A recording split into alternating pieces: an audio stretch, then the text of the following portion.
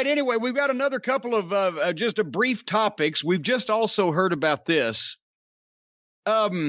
Apparently, Vince McMahon has dropped off the Forbes 400 billionaires list. He's still a billionaire. He just doesn't qualify. You have to have like 2.1 billion. I saw this. He's only got 1.8 or something. So he's nearly destitute, and he's hurting for money so bad he's had to I don't even know why do they call it lay off, or he's terminated. He's wished well in his future endeavors another longtime employee, Gerald Brisco. They have released Gerald Brisco. And I swear to, when I heard about this, as you know, right before we went on the show, we were speaking amongst ourselves. What the seriously? Gerald Brisco is in his 70s at this point. He has worked for that company for almost 40 years. If it wasn't for Gerald Brisco and his brother Jack selling the stock in Georgia Championship Wrestling, Vince McMahon wouldn't have got the Georgia TV, which means he wouldn't have got the $1 million from Jim Crockett for the Georgia TV, which means he wouldn't have been able to finance the first WrestleMania, et cetera, et cetera. Gerald's wrestled for him. He was one of the Stooges. They've let him make fun of him. He's been a scout. He's signed he was the one that was chasing Brock Lesnar and Shelton Benjamin. He's scouted all the amateur wrestling meets. He's tracked down talent. His record as an employee has been pretty much impeccable. He even, even though he's been in poorer health over the past several years, he still goes out and does stuff. And they couldn't just say, okay, Gerald, here's a flat amount. You're on retainer. You're retired now, except when we need you to travel somewhere and scout out a piece of talent and have a wonderful retirement. They release him and publicize it.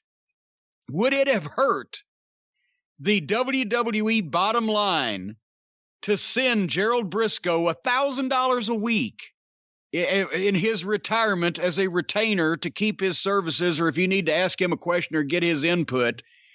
For at this point in Gerald's life, he obviously does not want to go on the road, and he's not going to be throwing any benefits for Gerald Brisco either. He's more than comfortable, but it's the unprofessionalism and just the disrespect and disregard of how the fuck, how was Gerald Brisco's contract, or a renewed contract, or even a revamped contract, or just a nice little thank you contract, going to affect the WWE's bottom line that he's got to be released and then publicly announced that he's released? How the fuck does that work? Well, you hit on a couple of things I tweeted out earlier.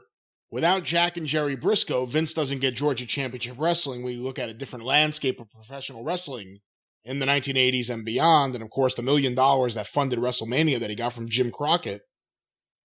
But I think the other big story here is that they're not struggling. They just came off their record quarter for profits. After all these cutbacks and layoffs, not having to take the production on the road, they made record profits. And they're getting rid of someone who, I don't think this way about a lot of people in any business, but specific to WWE, Jerry Brisco should have a job for life, is what I think. Well, yeah, and I pretty much think everybody else thought that was already the case. And there may be some wise ass out there going, well, everybody's got to go sometime, or what was he doing for him lately? When you look at the revenue of that company, and you look at the finances of that company, and all the people who have ownership in that company, how much money that they have made out of it, especially after going public, and one of the main reasons why that company is a company and is a successful company is because of Gerald Brisco. But so anyway, I put him on the fucking board of directors and pay him whatever the board of directors gets to just sit in on the conference calls. That wouldn't be too much to ask, but for fuck's sake. But somebody asked me the other day, what's the similarities with Vince McMahon and Donald Trump? And another one of them is, whatever happens, the first thought or first reflection is, how does this affect me and my business? Whether it was they put the drug policies in place, not an incidental part of the drug policies or the wellness policies is great. It, protects the guys or pays for their rehab or makes sure they don't get too far down a fucking particular path or whatever. But the reason for it all was PR. And we're a publicly traded company. We have to look like we're doing as much as we can, because the first response to everything is, how does it affect me and my company? So who knows? Probably somebody said, well, look, here's a list of people that we're paying, and they can't travel, or they don't travel, or whatever. We can trim some fat. And he doesn't look at the individual people. He just looks at the fucking numbers. But I guarantee you, nobody released Gerald Brisco without Vince McMahon knowing about it. Well, no, according to Jerry Brisco's tweet, Vince McMahon called him up last night and personally told him. How rare is that?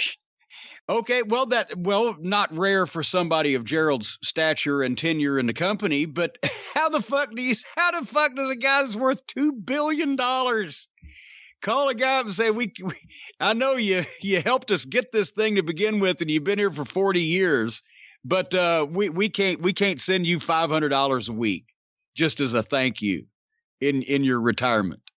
You're just done. All right. You know what? Sometimes I just want to pull my hair out.